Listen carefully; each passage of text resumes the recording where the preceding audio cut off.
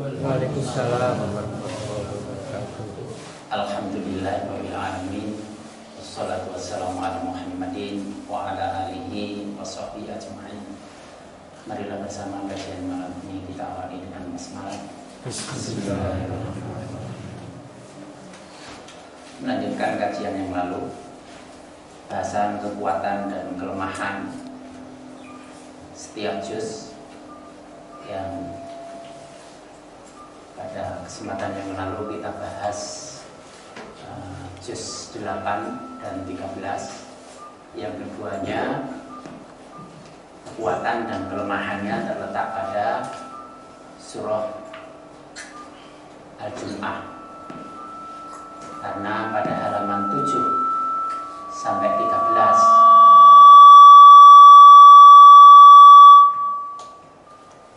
dikecilkan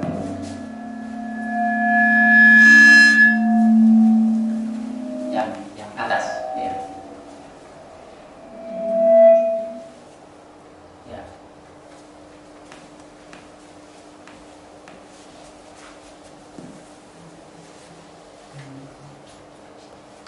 Halaman 7 sampai 13. Halaman 7 sampai 13 pada juz 8 maupun juz 13 itu jumlah ayatnya 62. Itu jatuh pada surah 62, yaitu surah Jum'ah. Kalau secara keseluruhan yang lalu sebenarnya sudah benar, hanya kemarin itu kaget saja. Jadi datanya seperti ini. Data kekuatan kelemahan untuk setiap juz itu seperti ini. Jadi seperti contohnya ini, juz 1 itu kekuatan kelemahannya pada surah 91. Karena jumlah ayat pada halaman 7 sampai 13 itu sebanyak 91 ayat. 91 kalau dilarikan ke surah Asy-Syam, matahari. Untuk juz 10 dan juz 4 itu jumlah ayatnya 55. Karena itu jatuh pada surah Ar-Rahman. Nah, sedangkan untuk juz 19 dan 18 ini jatuh pada surah yang ke-11. Karena pada halaman 7 sampai 13 itu jumlahnya 125 ayat. 125 ayat. Nah, karena itu perputaran. Karena Al-Quran itu 114 ayat. 114 ayat. Kalau lebih dari 114, maka dilakukan pemutaran ulang. Jadi setelah 114 dihitung lagi surah 1, 2, 3 dan seterusnya. Nah, karena 125 ayat, perputaran setelah 114 surah itu jatuh pada surah ke-11, yaitu surah Hud. Nah, ini semakin memperkuat kemarin itu bahasan waktu dasar jiwa Ibrahim itu, bahwa minatnya pada penguasaan atau pemilikan tanah itu semakin tinggi ketika ini menjadi kekuatan, baik 16 maupun 19. Nah, demikian seterusnya, juz 28 itu halaman 7 sampai 13 itu 66 ayat, berarti jatuh pada surah Tahrim. Demikian dan seterusnya. Begini apa perlu dicatat? Enggak usah ya. Kan lain kali kan dibahas satu-satu. Mbok ya dihitung dhewe no. Iya. Dihitung sendiri bisa sebenarnya. Iya. Sing niat. Iya.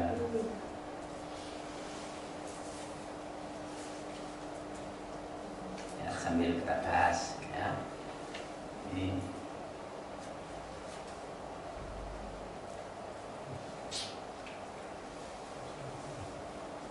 Ini jadi sampai sini berarti juz 28 itu karena jumlah ayat pada halaman 7 sampai 13 itu 66, maka jatuh pada surah Tahrim. Nah, nanti waktu bahas juz 28 kita bahas makna tahrim itu apa. Untuk juz 2 itu ada 36 ayat, maka jatuh pada surah Yasin, surah 36. Untuk juz 11 itu halaman 7 sampai 13 jumlahnya 68 ayat, maka jatuh pada surah Al-Qalam. Disinilah letak kekuatan dan kelemahannya. Juz 20 71 ayat, jatuh pada surah Nuh. 29, ini 19 Maryam. Berarti 114 ditambah 19 itu berapa?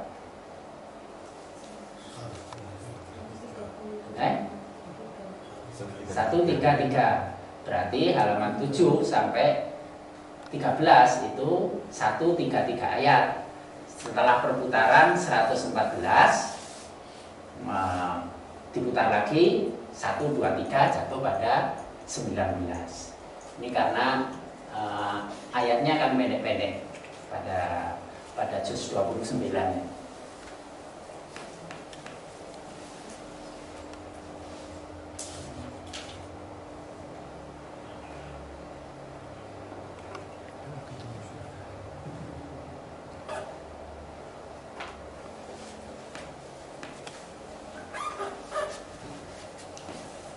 Sudah ada kabelnya yang baru, karena tadi itu sudah terlanjur ditata bongkar-bongkar, nanti Senin depan aja menggunakan kabel yang baru. Kemudian ini 29. Kemudian juz 3 dan 9. Juz 3 dan 9 itu 63. 63 jatuh surah 63 itu Al-Munafiqun. 12 81 ayat jatuh pada surah At-Takwir. 21 dan 15 itu 78 itu An-Naba. Ini bisa jadi kekuatan atau kelemahan. Karena itu juz 21 atau 15 itu kalau jadi kekuatan ya banyak ngomong, tapi kalau jadi kelemahan nanti ya pendiam. Kemudian juz 30 itu jatuh pada surah Ar-Ra'd 13. Nah ini berarti jumlahnya itu 114 ditambah 13. Kemudian ini yang sedang kita bahas, ini juz 13 dan 8. Juz 13 dan 8 ini 62 ayat surah Jum'ah. Juz 22 dan juz 17 itu 74 ayat surah Al-Mudaththir. Surah 74. Juz 5 itu 50 ayat, berarti surah Qaf. Juz 14 itu 76 ayat, jatuh pada surah Al-Insan. Juz 23 itu 15 Al-Hijr. Ini rupanya ya 114 ditambah 15 di 129 ayat. Juz 6 itu 42 ayat, surah 42 Asy-Syura. Juz 24 79 ayat, berarti surah An-Nazi'at. Juz 7 73 ayat, berarti Al-Muzammil. Juz 25 itu jatuh pada surah An-Nur. Juz 26 Al-Mulk. Ini semula tidak tahu saya bahwa juz 26 itu ada Al-Mulknya, karena semula berpikir kakunya juz 26 itu kadang-kadang nggak mau ngalahannya itu dari mana, ternyata punya Al-Mulk juga. Kemudian juz 18 itu jatuh pada surah At-Tolak, ini karena 65 ayat. Dan juz 27 itu Al-Anfal, berarti 114 ditambah 8, 22 ayat. Ini data apa itu kekuatan kelemahan dari keseluruhan 30 juz. Nah, insya Allah nanti satu persatu dibahas.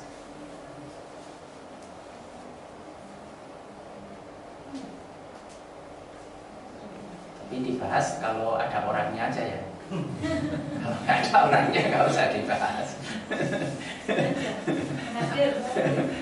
Nanti usul, oh nggak ada orangnya tapi istri saya juz itu, anak saya juz itu.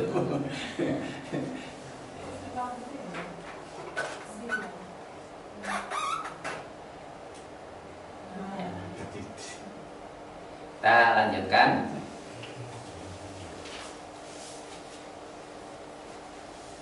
Bahasan untuk juz 8 dan juz 13. Yang lalu itu bahwa Jumat itu simbol spiritualitas tinggi, kemegahan, kemewahan, kelengkapan, kebersamaan, karena Jumat itu hari khusus dan itu merupakan hari raya. Bisa berkembang menjadi kekuatan kelemahan, itu bisa menunjukkan sifat-sifat yang positif maupun yang negatif. Ini bahasan yang lalu.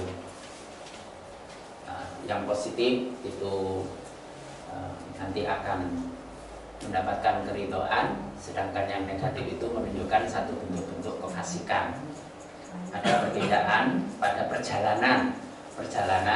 perjalanan antara juz 8 dan juz 13. Kalau pada dasarnya jamaah itu adalah khair, tetapi untuk juz 8 itu bisa jatuh. Jadi dia bisa menempuh perjalanan naik, tapi ketika tinggi ternyata bisa jatuh. Ketika dia kurang hati-hati, jatuh.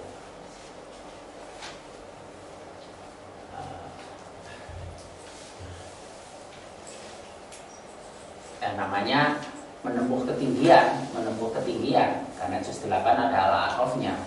Menempuh ketinggian itu semakin tinggi, yang semakin bisa dilihat, semakin bisa dinikmati itu lebih banyak.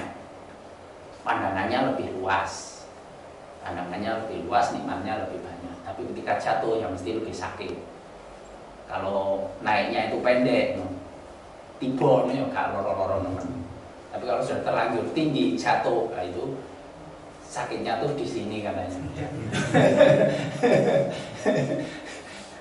Nah, sedangkan juz 13 itu dipalingkan karena memang jalannya siksa.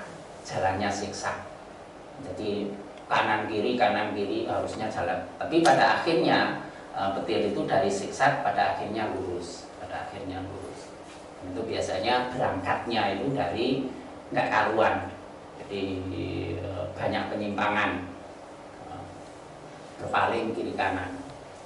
Tapi keduanya itu membutuhkan jalan keluar, dan jalan keluarnya itu adalah ikatan pada Allah dan menggunakan nikmat kebaikan itu secara tepat guna. Konkretnya jalan keluarnya itu adalah dengan pertobatan. Maka dia akan memperoleh kegembiraan dan mendapat panggilan sebagaimana Adam yang dipanggil untuk menghuni surga.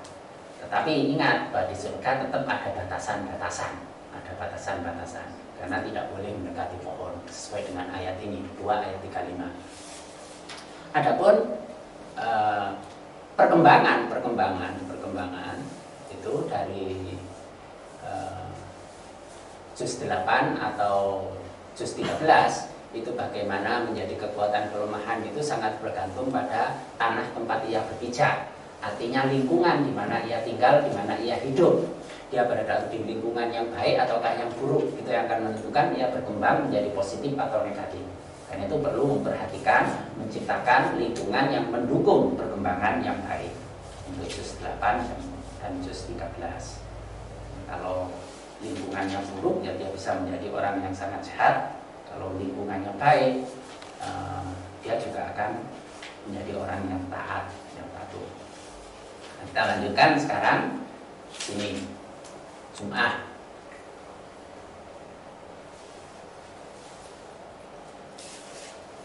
Ya, sini rasanya.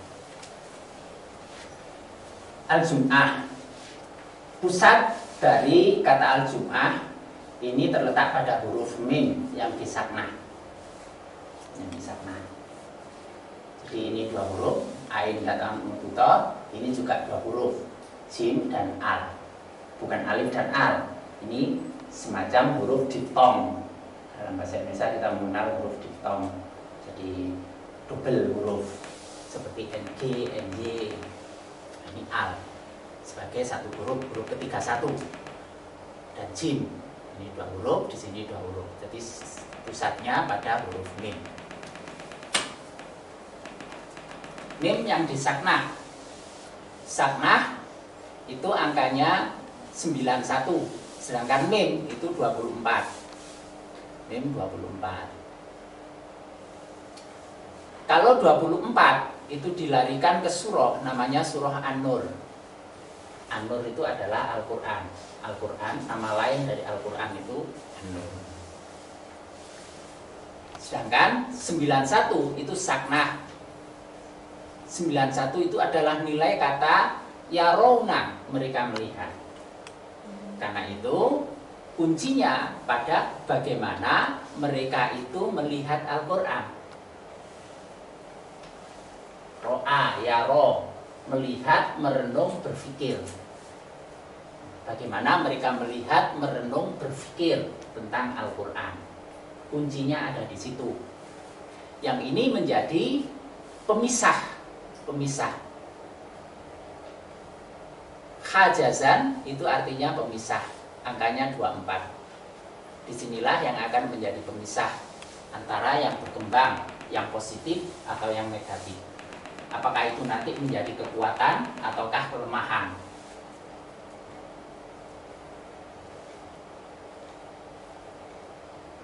Bagaimana mereka melihat, berpikir, merenung tentang Al-Quran.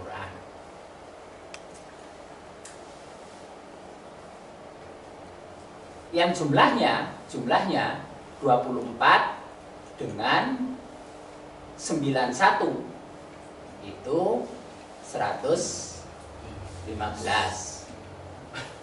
15 ini terpecah karena muslimah itu angkanya juga 115. Al-Kafaroh itu angkanya juga 115. Damai, patuh, tunduk, muslim secara tepat guna itu 115. Kekafiran yang melepaskan ketepatgunaan. Jadi susunan huruf aja sudah menunjukkan sifat tepat guna bagi orang muslim itu melekat, gandeng. Ini gandeng. Tapi kalau kekafiran, ketepatgunaan itu dilepas. Takmar bautornya itu tidak bisa disambung. Kalau kita nulis rok langsung digandeng takmar buto, dipisui orang, nggak bisa. Ya memang hakikatnya seperti itu. Yang bisa gandeng dengan ketepatgunaan itu hanya orang yang patuh, orang yang muslim, orang yang damai dengan dasar-dasar penciptaan Allah dan apapun yang disiapkan oleh Allah untuknya.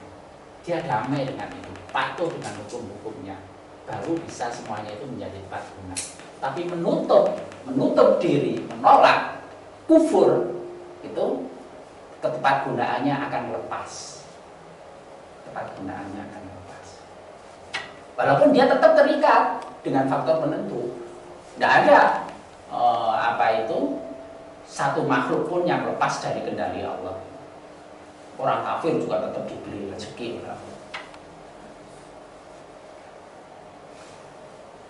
Tapi ketepatgunaannya tidak ada.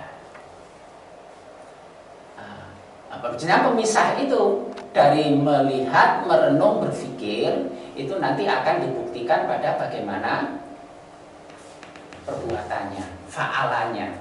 fi'liyahnya, taf'alun. Taf'alun ini angkanya 115. Bagaimana perbuatannya?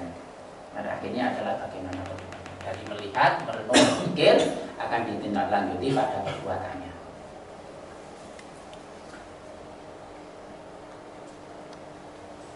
Kita lihat yang damai, patuh, yang muslim,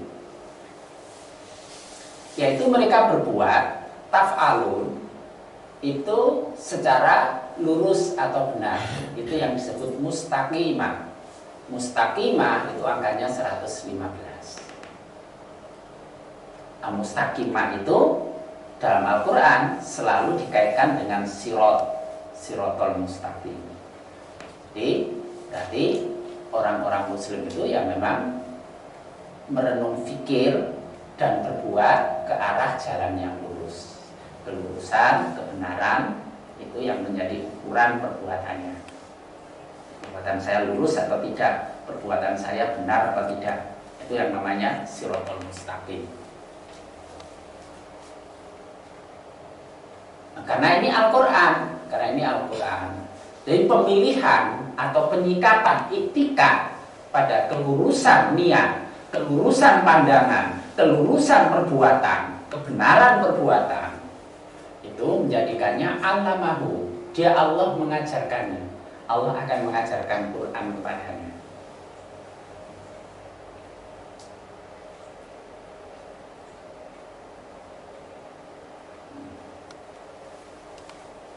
Maka Allah akan memahamkan Quran kepadanya. Karena Allah yang memang berhak untuk menjelaskan. Allamahul bayan, Ar-Rahman, Allamal Quran, Allamal Quran. Allah yang mengajarkan Quran, Dia mengajarkannya, maka memperoleh pengajaran. Yang dia punya kesadaran, maka dia juga akan meneruskan pengajaran. Alamtum, kamu ajari, kamu mengajari. Maka apa yang diterima itu akan disebarkan pada orang-orang yang lain. Dengan sifat ketekunan, akifin, secara tekun. Ini dengan kesungguhan, tekun, kesungguhan. Kalau tekun sungguh-sungguh itu dipastikan dia memiliki cukup waktu untuk fi'liyah atau perbuatan semacam ini. Jangankan menekuni, untuk ngaji aja kan banyak orang yang katanya nggak punya waktu loh. Ya, kepingin tapi nggak punya waktu. Saya tidak ada orang nggak punya waktu. Orang nggak punya waktu itu nggak ada. Semua jatahnya satu hari itu 24 jam. Yang ada, yang berbeda itu hanyalah penempatan prioritas. Apapun yang diprioritaskan pasti ada waktu yang cukup. Tapi yang tidak diprioritaskan itu tidak ada waktu. Tidak ada waktu itu nggak ada. Semuanya jatahnya sama. Yang membedakan adalah prioritasnya pada apa. Nah, itu semakin banyak yang diurus, ya nanti semakin sempit. Tapi kalau 1-2 saja mesti cukup. Memperoleh pengajaran yang kemudian diajarkan dan itu dilakukan secara tekun, itu yang akan memberikan jaminan untuk mendapatkan syafaat. Dan dia punya niatan, punya semangat itu karena dia juga punya keyakinan tentang adanya syafaat yang nanti Allah mengizinkan syafaat ini diberikan oleh Al-Quran. Quran itu nanti pada hari akhir akan memberikan syafaat.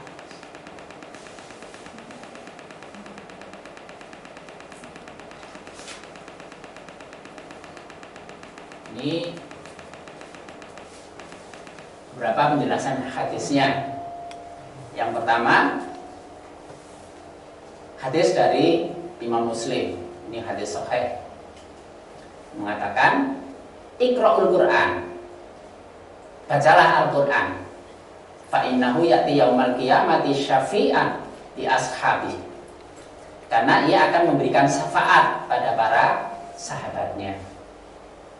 Nah, orang yang membaca Al-Quran itu dia mendapat identitas sebagai teman, sebagai sahabat Al-Quran. Jadi orang banyak akrab dengan Al-Quran, berarti dia bersahabat dengan Al-Quran.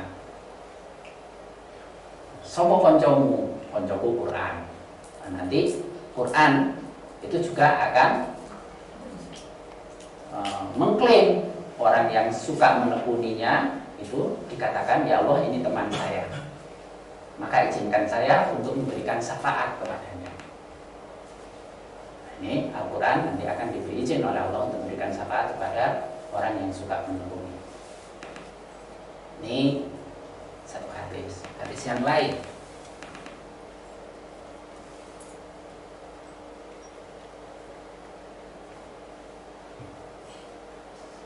ini hadis yang diriwayatkan oleh Imam Tirmizi. Pada hari kiamat nanti Al-Quran akan datang dan berkata, wahai Rob, berilah ia perhiasan.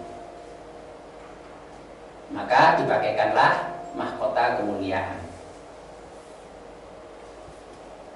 Kemudian Al-Quran berkata lagi, wahai Rob, tambahkanlah. Maka dipakaikanlah perhiasan kemuliaan. Al-Quran berkata lagi, wahai Rob, ridhoilah ia. Maka Rob pun meridhoinya. Kemudian dikatakan kepadanya, bacalah dan naiklah. Maka untuk setiap ayat yang dibacanya akan ditambahkan satu kebaikan. Ini hadis riwayat Imam Tirmizi. Beliau mengatakan hadis ini hasan sahih.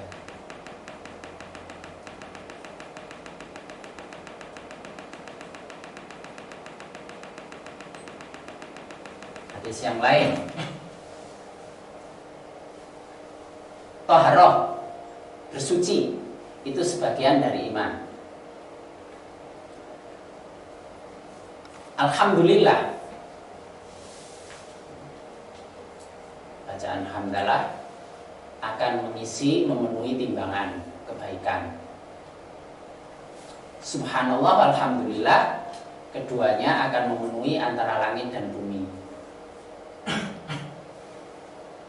Salat itu cahaya, sedekah itu bukti.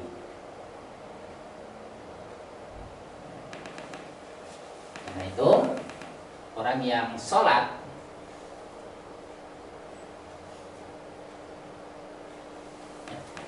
as-sholatu nur, sholat itu cahaya, was-shodaqatu burhan, bukti. At-tuhur satrul iman, bersuci itu sebagian dari iman. Alhamdulillah, memenuhi mizan timbangan. Subhanallah, alhamdulillah, memenuhi antara langit dan bumi. Sholat itu sebagai cahaya. Karena itu kalau sholatnya baik, itu dikatakan dalam hadis Tirmizi, dia akan membentuk satu cahaya yang akan naik ke Allah, dan dia akan memohon ke Allah, ya Allah, sebagaimana hambamu itu memelihara aku sholat, maka peliharalah dia. Sebaliknya ketika orang acak-acakan dalam sholat, meremehkan sholat atau sholat secara sembrono, tidak memperhatikan aspek keutamaan, kesempurnaannya, maka dia akan keluar sebagai cahaya yang hitam, yang melayang-layang dan bisa jatuh di satu tempat. Kemudian dia digambarkan seperti kain kumal yang kelak akan dilemparkan ke wajah orang yang akan melaksanakan sholat secara sembrono. Nah, sholat yang benar akan menjadi cahaya. Dan cahaya itu sifatnya menerangi dan merupakan ketenagaan. Tetapi sholat yang benar itu harus ditunjukkan pada kedermawanan, kesediaan untuk bersedekah. Karena itu infak dengan munafik itu dibentuk dari satu kata. Orang sholat tidak mau zakat, itu hukumnya masuk munafik. Karena itu Abu Bakar waktu jadi khalifah, ketika ada orang yang menolak untuk memberikan zakat, ya diperangi.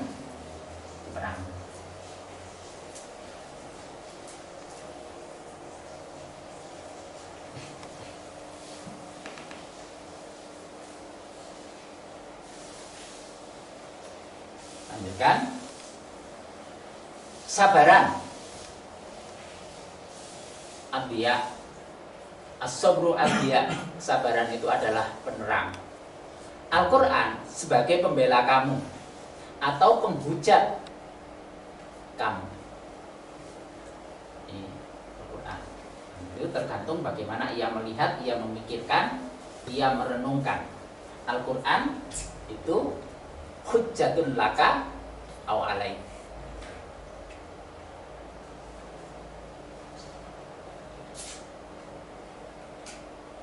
Bisa menjadi pembela, bisa menjadi penghujat. Bagaimana kita melihat, merenung, berpikir, dan mengamalkannya.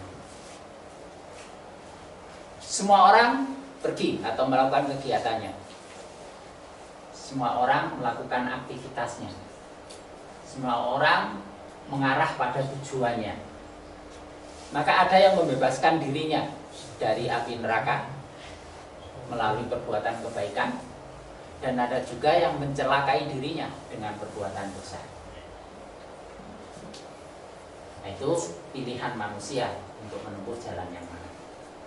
Nah, kalau Al-Quran sudah diterangkan, ya raunanya, bagaimana ia melihat merenungnya, bagaimana taf'alunya, itu akan menentukan jalan yang ditempuh itu menuju pada api neraka ataukah menuju pada surga. Ini beberapa hadis yang bisa kita rujuk, kita kutip. Masih banyak hadis yang lain, tapi itu saja cukup. Nah, kalau itu yang ditempuh, maka kami kuatkan. Fa'ayyadna, maka kami kuatkan.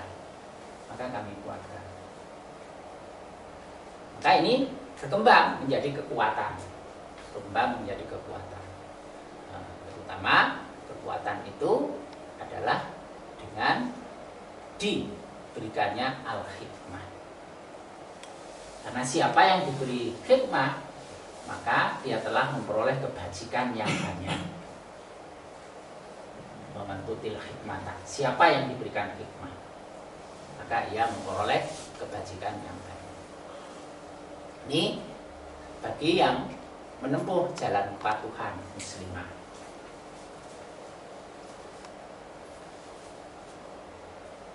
Kalau kekafiran,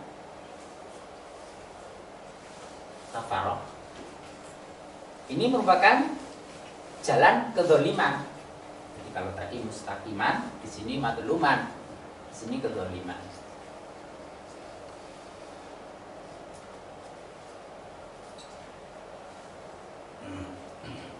Orang yang menempuh jalan kedzaliman itu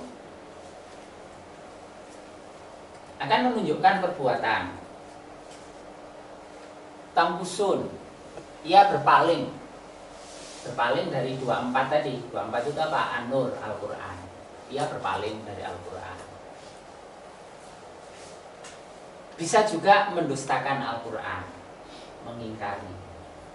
Berpaling itu nggak ngereken, nggak mau melihat sama sekali, mendustakan.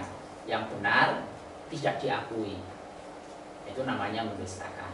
Membolak-balik kebenaran dan kesalahan, itu namanya mendustakan. Karihin, membenci.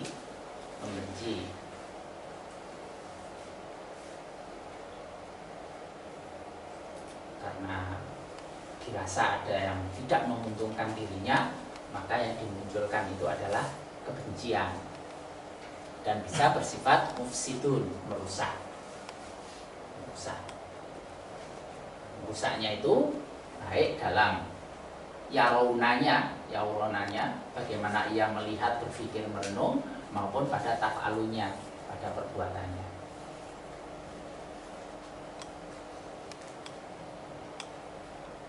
Contoh merusak. Al-Quran itu bener kul huwallahu ahad, Allahu somad, diwalik-walik susunane disebut jenenge apa? Kulu sungsang. Asalnya kul huwa Allah ahad. Ahad Allah huwa kul. Diwalik itu namanya kulu sungsang. Katanya itu dibaca dengan semedi juga nyungsang, jadi kepalanya di bawah untuk mencari kekuatan buat itu sifatnya merusak. Terus ada namanya kulu geni, kul huwa geni, Allah geni, la geni, wa ma geni, dan seterusnya gitu. Katanya seperti itu. Nah, itu merusak. Ini bacaan. Ada yang merusak dalam pemikiran, dalam penyimpulan sifatnya merusak. Membuat kesimpulan dalam pengertian Al-Quran menurut maunya, menurut pikirannya, yang tidak menghubungkan dengan yang lain, tidak menggunakan cara-cara yang benar untuk menghasilkan kesimpulan-kesimpulan yang menyimpang, maka itu sifatnya merusak. La ja'alakum, kalau begitu caranya, la ja'alakum, pasti dia Allah akan menjadikan kamu termasuk orang-orang khosirin, orang-orang yang merugi. Merugi itu mengalami kekurangan, maka itu akan menjadi kelemahan. Nah, jadi pada ayat-ayat yang ada pada halaman 7 sampai 13 itu bisa menjadi kekuatan, bisa menjadi kelemahan. Bagaimana penyikapannya? Penyikapan sebagai orang yang muslim ataukah penyikapan sebagai orang kafir? Maka nanti bisa dilihat ayat per ayatnya. Contohnya, kalau juz 8 itu halaman 7 dimulai dari surah Al-An'am ayat 161. Ini juz 8. Maka pelajarilah mulai dari ayat 161 ini. Di sini letak kekuatan dan kelemahan. Ayat yang pertama dari halaman 7 itu adalah Al-An'am 161. Katakanlah, sesungguhnya aku telah diberi petunjuk oleh Robku pada jalan yang lurus. Innani hadani Robbi ila siratal mustaqim. Aku telah diberi petunjuk untuk menempuh jalan yang lurus, yaitu agama yang benar. Dinan kiaman, agama yang tegak yang benar. Milah Ibrahim hanifan yang lurus. Wa makana minal musyrikin. Dan bukanlah Ibrahim itu termasuk orang-orang yang musyrik. Nah, kalau dia mengambil jalan milah Ibrahim, maka itu akan menjadikan kekuatan pada dirinya. Kalau ia menghindari kemusyrikan, maka itu akan menjadi kekuatan. Sebaliknya, kalau jalan kemusyrikan yang ditempuh menghindar dari siratal mustaqim, tidak mengikuti sebagaimana milah Ibrahim, maka itu akan menjadi kelemahan. Yang kelemahannya itu nanti akan tampak di sini. Sering pusing, sakit kepala, saraf, linu-linu, saraf atau saraf melemah. Terutama yang paling bahaya karena ini 1618 saraf yang berhubungan dengan jantung. Mesti kena jantung koroner.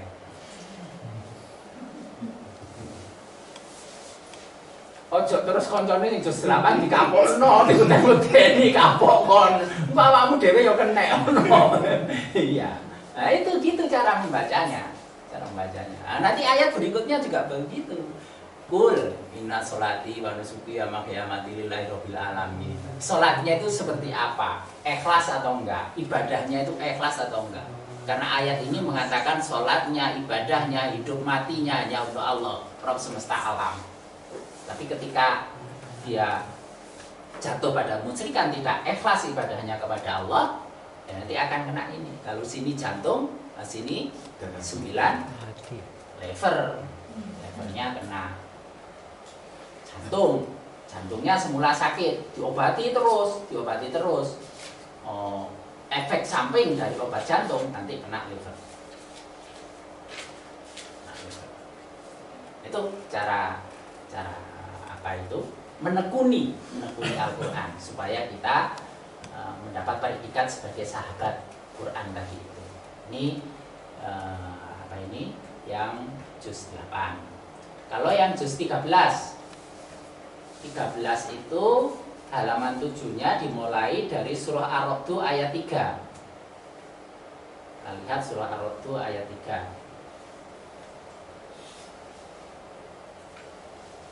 Nah ini. Wa huwa allati madal arda wa ja'ala fiha rawasiya wa anhara dan seterusnya. Dan dialah Rabb yang membentangkan bumi dan menjadikan gunung-gunung dan sungai-sungai padanya. Dan menjadikan padanya semua buah-buahan yang berpasang-pasangan.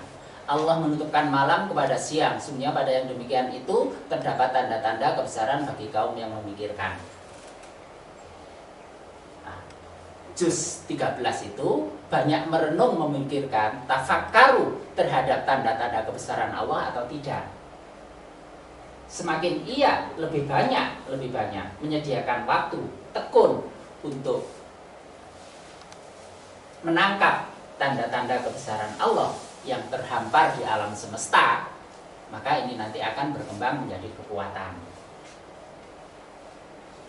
Tetapi kalau dia banyak mengabaikan aktivitas ini,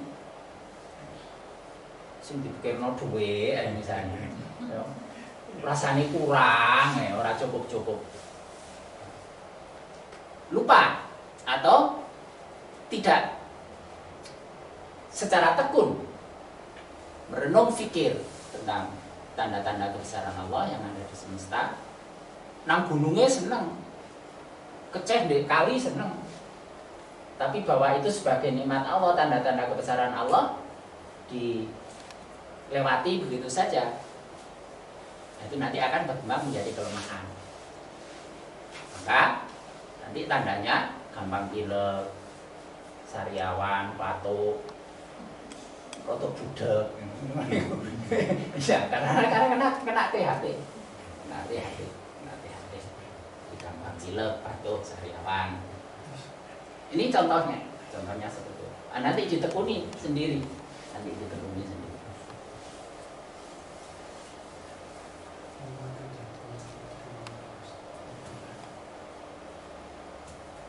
Nah, kalau kita membaca Al-Quran begitu, itu langsung Al-Quran itu aplikatif pada diri. Karena apapun yang diterangkan Al-Quran digunakan untuk melihat diri, tidak untuk melihat orang lain. Langsung dikaitkan dengan ini. Baik. Kita kembali pada penjelasan Al-Jum'ah ini. Ini kalau titik tengahnya 24, maka dua huruf yang sini itu ain dan tak marbutoh. Ini 18 dengan 32 50. Sedangkan yang sini 5 dengan 31 36. 50 itu menunjukkan bagaimana keilmuannya dari merenung berpikir, melihat merenung berpikir itu menjadikannya sebagai ilmu yang tepat guna ataukah tidak. Itu akan menentukan nanti ayat-ayat pada halaman 7 sampai 13 itu menjadi kekuatan atau kelemahan. Sedangkan pada sisi yang sini itu menunjukkan bagaimana keterikatannya, keterikatan, jangkauan,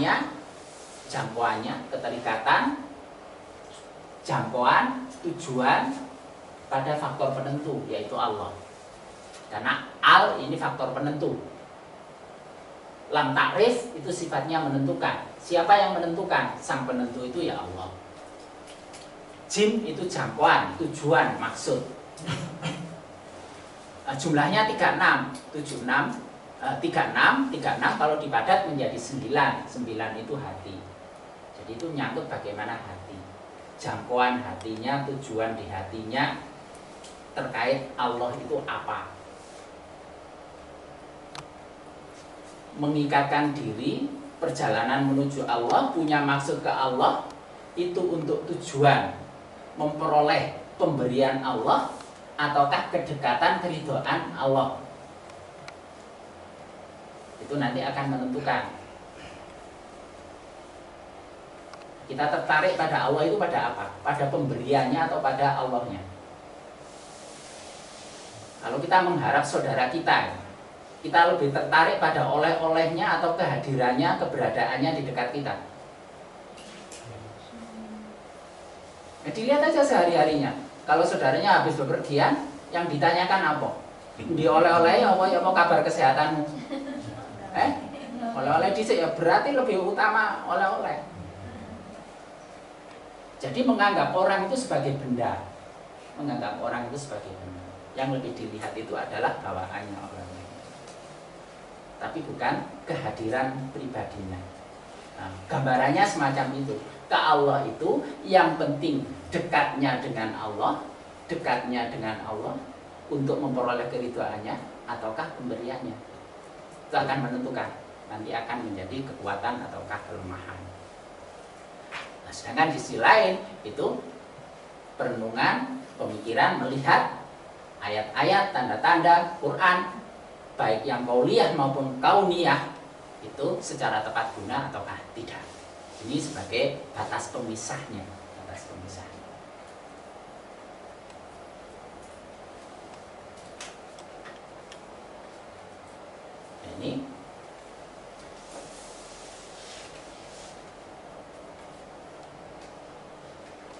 Ini yang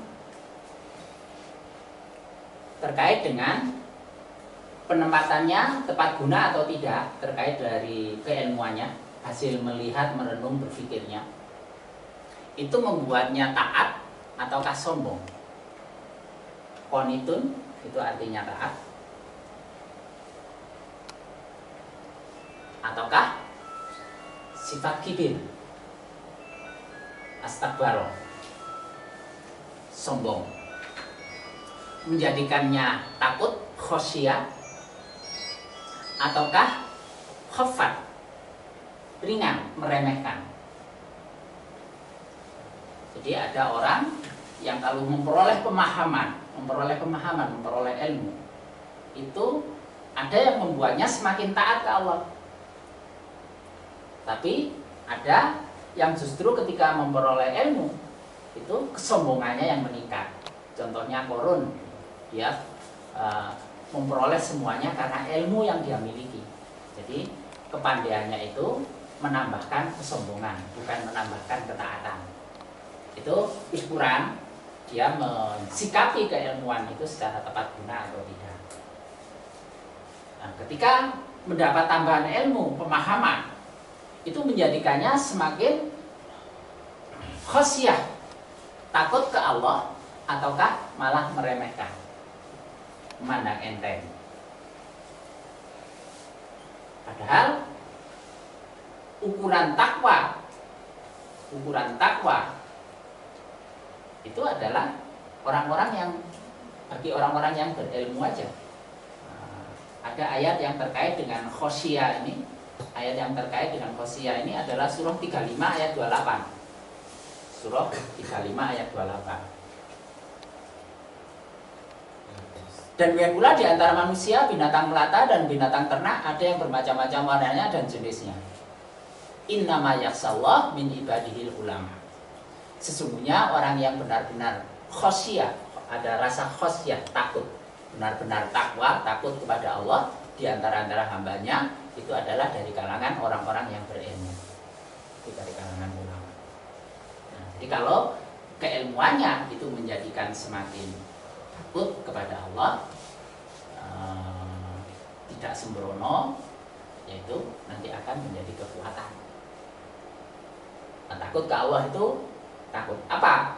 Bukan takut pada kejamnya Allah, tetapi takut kalau dia dijauhi Allah. Takut kalau dijauhi Allah, takut tidak direken Allah.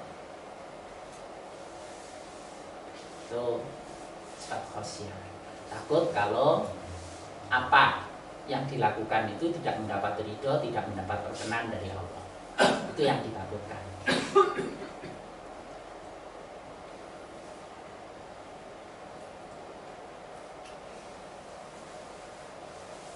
atau keilmuan membawa pada munculnya takut, maka akan ditunjukkan dengan ketaatan. Qanitin itu ketaatan yang penuh kesungguhan. Kunut itu artinya sungguh-sungguh, berusaha untuk menyempurnakan. Apapun itu dilakukan sebaik-baiknya. Itu sifat qanitin, itu seperti itu. Tidak ada yang dilakukan secara asal-asalan dengan kesembronoan. Orang yang itu biasanya gandengannya dengan ilmu. Orang yang tahu ilmunya itu biasanya hati-hati. Tapi kalau nggak tahu ilmunya itu bisa sembrono.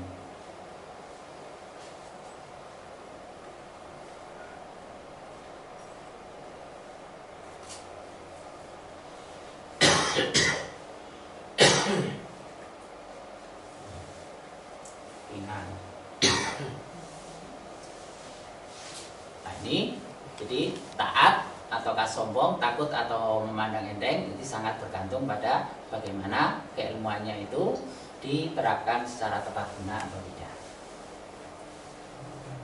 Itu dari yang angka 50 dari ain dan ta marbutoh. Sedangkan dari alif lam, dari al dan jim, jadi jangkauan, maksud, tujuan, hati, ke penentu itu bagaimana? Itu nanti akan ditunjukkan taf'alunya. Apakah menunjukkan arah mendekat? Tadi dikatakan ada orang yang menempuh jalan, ada yang menempuh menuju api neraka atau sebaliknya. Ada yang menuju neraka dan meninggalkan ataukah menutup diri. Jadi bisa urubat, mendekat, bisa tarokun, meninggalkan, tarik, tarok. Bisa rona, menutup diri. Nah itu terkait dengan jangkauan tujuan hatinya pada Allah.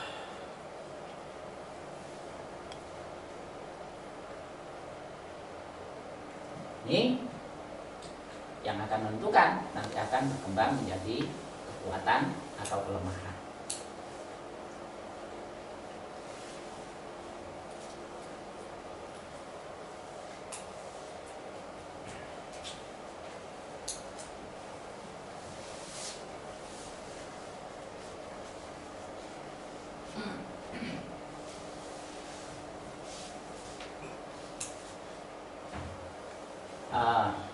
Pilihan apakah itu nanti dia lebih banyak mendekat atau sebaliknya meninggalkan bahkan menutup diri, itu terkait dengan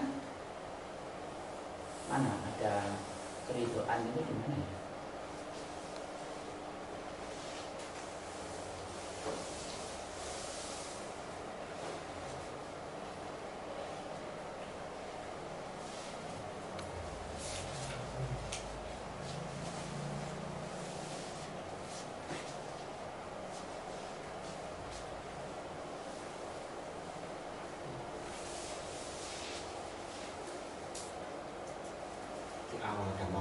Di awal ya, di awal ya. Oh ya di sini, ya di sini.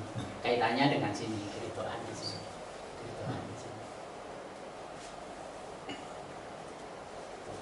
Nah, kalau dia serba ridho,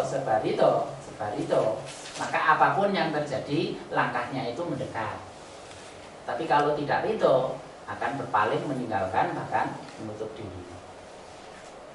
Nah, tanda-tanda orang ridho dengan tidak itu pada sikapnya di sini, pada surah atau ayat 21-23. Ini ada ayat mengatakan la yus'alu amma yaf'al wa hum yus'alun. Ini untuk melihatnya. Kita itu termasuk orang yang banyak ridho pada apa yang ditetapkan Allah, ditakdirkan pada kita ataukah tidak. Itu pada taf'alu, sikap perbuatan seperti ini. Apakah banyak mempertanyakan apa yang diperbuat Allah, atau merenungkan apa nanti pertanyaan untuk saya. Itu ukurannya. Ada orang yang sering mempertanyakan, kenapa saya dijadikan seperti ini oleh Allah? Mengapa Allah membuat saya seperti ini? Itu semuanya adalah tanda ketidakridhaan. Dan itu akhlak yang buruk di hadapan Allah. Karena Allah itu tidak boleh ditanya tentang perbuatannya.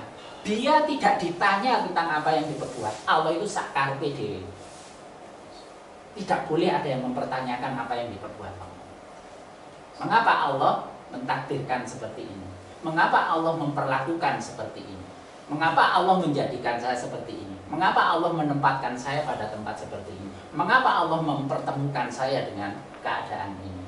Itu sesuatu yang tidak boleh dipertanyakan. Karena tidak, Allah, apa yang diperbuat Allah, apa yang ditetapkan Allah, bukan hak manusia untuk mempertanyakannya.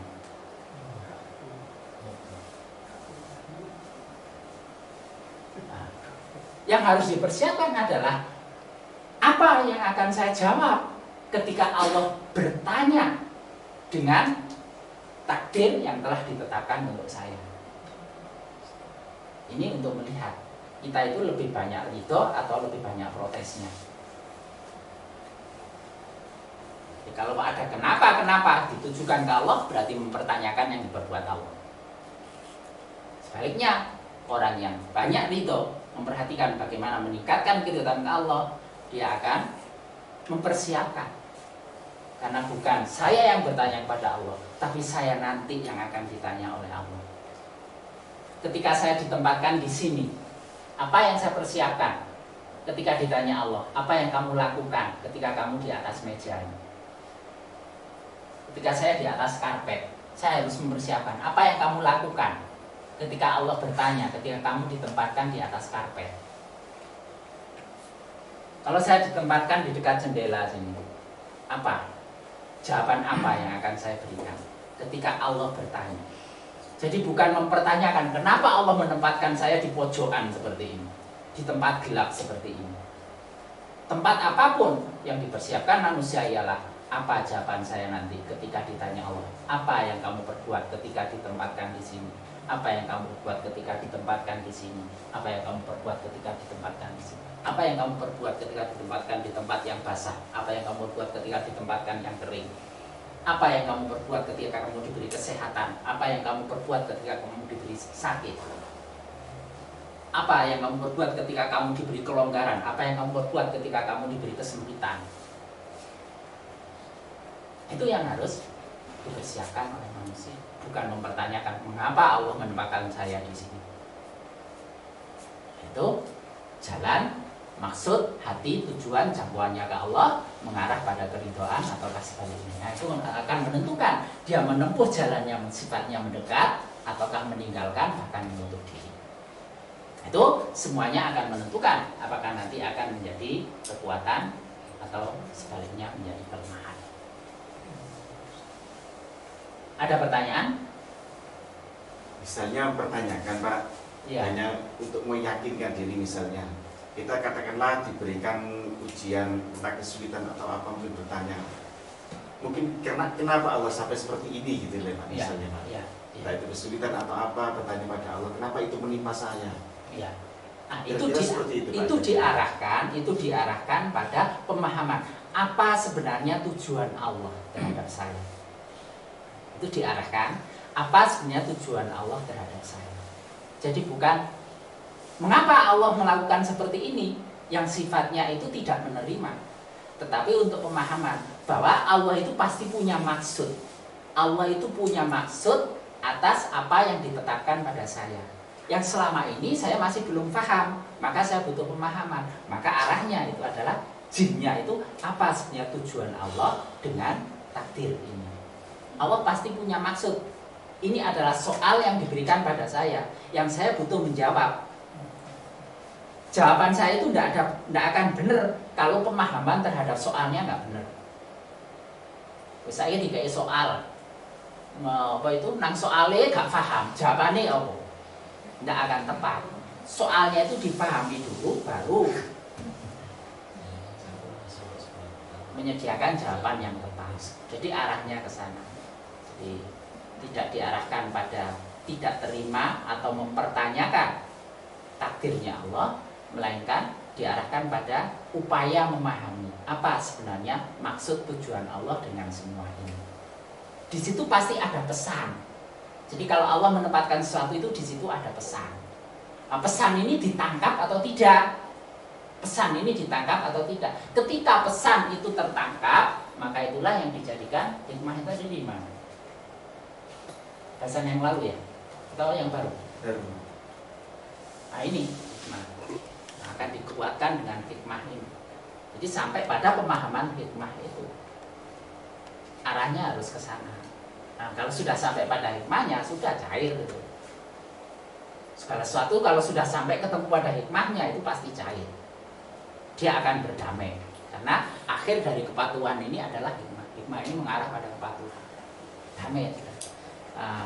Ini seperti Nabi Ibrahim yang mau bukti tentang bagaimana Allah menghidupkan makhluk yang sudah mati itu. Lalu diminta untuk mencincang burung itu ditempatkan pada gunung. Bukan tidak percaya, tapi untuk meyakinkan berkenaan dengan bukti bagaimana yang mati itu dibangkitkan. Sifatnya memperkuat silakan. Oke, jangan salah ngerti. Yang sifatnya mempertanyakan itu dibalik mempertanyakan itu ada protesan. Yang mengetahui ini sakjane sifat protes apa enggak itu awake dhewe. Hati kita sendiri. Dengan kebeningan, kebersihan itu merenung, kita tahu. Ini dasarnya itu protes dengan Allah atau enggak. Nah, kalau ada mengeluh, tidak terima, itu protes. Nah, itu termasuk mempertanyakan. Tapi kalau mendapat sesuatu yang tidak disenangi, mendapat sesuatu yang tidak disenangi, kalau mengapa Allah memberikan ini, itu namanya protes. Tapi ketika mendapat apa sebenarnya maksud Allah dengan semua ini? Pesan apa yang diberikan pada saya?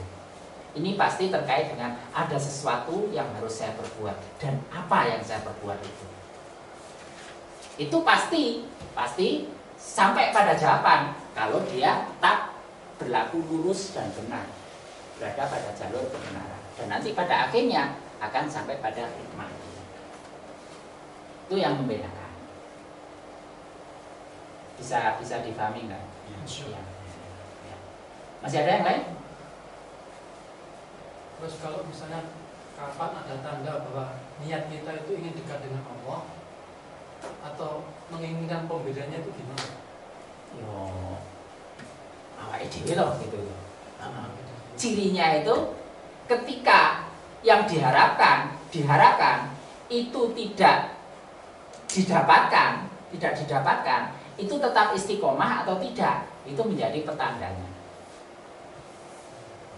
Wawale misalnya aja menekuni satu amalan yang rutin supaya dapat apa gitu. Tapi setelah mengamalkan berapa lama kok orang-orang wis lereng wis, berarti itu ya memang pemberian. Kemudian itu Pak Yus pancet aja. Wis ora usah sudah, berarti itu mengharapkan pemberian. Tetapi kalau tetap istiqomah, diberi atau tidak diberi, yaitu memang yang dituju itu Allah. Dan kita berdoa itu sebenarnya harusnya tujuannya itu memanfaatkan kesempatan untuk bermunajat ke Allah, bukan pada pemberiannya. Allah menjamin pemberian itu pasti, balasan diijabah itu pasti. Tetapi yang kita minta tidak mesti diberikan sesuai yang kita minta. Karena Allah lebih tahu apa yang lebih maslahat untuk diri kita. Dan kalau tidak diberikan, bukan Allah yang pelit, tapi Allah lebih tahu bisa jadi itu tidak maslahat untuk kita. Maka Allah menghendaki untuk diganti yang lain. Karena Allah mengatakan, jangan kamu meminta sesuatu yang nggak ngerti hakikatnya. Bisa jadi kita banyak meminta yang kita nggak ngerti hakikatnya. Yang itu yang tidak akan diberikan karena Allah tidak bermaksud untuk mencelakakan hambanya.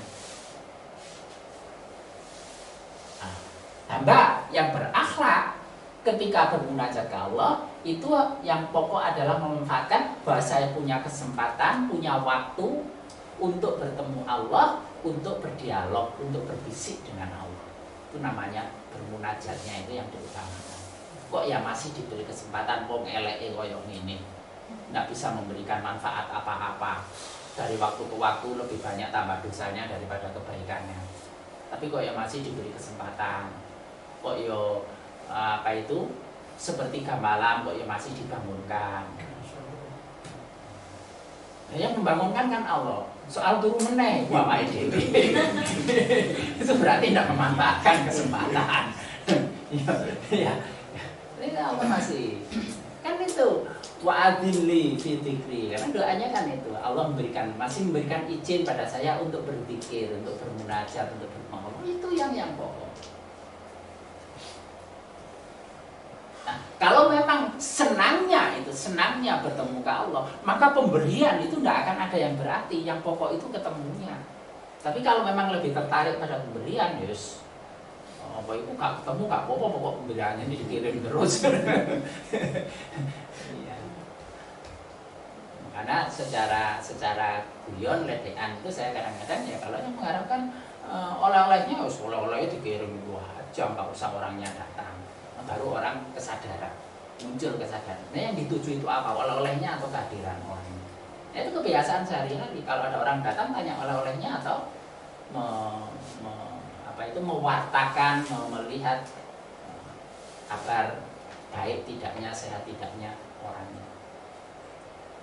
Itu hal-hal yang perlu kita ubah. Kalau pada anak saya itu saya pesankan jangan sekali-sekali pada orang yang baru pergi menanyakan oleh-olehnya apa. Saya nggak suka. Tanyakan, menyenangkan nggak perjalanannya, kabar kesehatannya bagaimana. Jangan oleh-oleh. So, kalau dia tidak membawa oleh, itu menggelisahkan, membuat sedih orang yang tidak membawa. Dia mungkin merasa bersalah, itu kan tidak enak. Baik, kita akhiri kajian malam ini, insya Allah. Oh iya, ya kalau memorinya sudah habis diakhiri saja sampai situ. Iya, tukang syutingnya kalau sudah lebih 1 jam itu gelisah, memorinya mau habis. Monggo, silakan. Bagaimana cara kita memohon petunjuk kepada Allah yang baik dan apa tanda-tanda bahwa itu adalah petunjuk dari Allah atau itu nafsu? Iya. Ukurannya di sini tadi itu pada sirotol mustaqim itu, pada mustaqimah.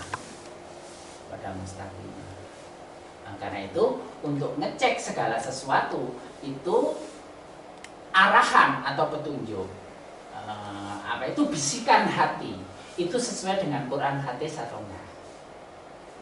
Kalau kita memperoleh pemahaman, ada suara di hati, ada arahan di hati, tapi itu bertentangan dengan Al-Quran, maka jangan diikuti. Tapi kalau itu sudah selaras ngeceknya dengan Quran dan hadis sahih, maka jalankan. Dan karena itu ukurannya adalah sirotol mustaqim ini. Sirotol mustaqim itu apa? Sirotol mustaqim itu ya Islam itu. Sirotol mustaqim itu ya Quran itu. Nah, itu An-Nur. Di sini An-Nur. An-Nur itu Al-Quran. An-Nur itu Al-Quran. Kemudian 50 dan 36 ini 86. 86 itu Muhammad. Al-Quran hidup itu Muhammad. Karena itu hadis itu adalah implementasi penjabaran dari Al-Quran. Sehingga itu ukurannya itu sesuai dengan Quran dan hadis Nabi atau tidak. Nah, kalau tidak sesuai dengan itu, ya itu berarti nafsu kita. Itu nafsu.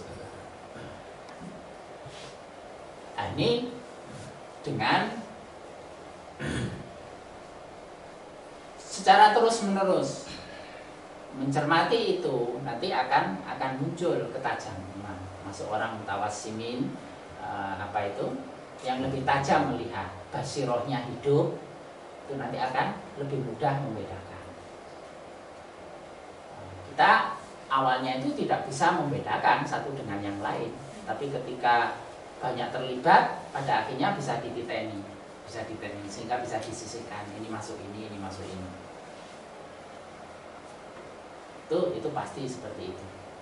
Apapun yang kita tekuni, itu pada akhirnya kita akan makin terampil, kita akan semakin teliti, sehingga bisa menyisihkan, ini masuk yang sini atau masuk yang sini. Kita bisa membedakan antara yang benar dengan yang tidak. Apa ini? Orang yang sudah banyak bergaul dengan buah gitu aja, dengan orang yang tidak, itu akan kelihatan.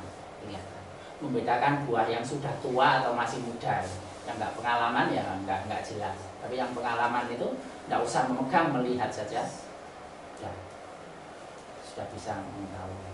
Ada seorang pedagang itu, ketika ada orang menawarkan, Pak ini saya menjual ini kacang hijau dari Lumajang.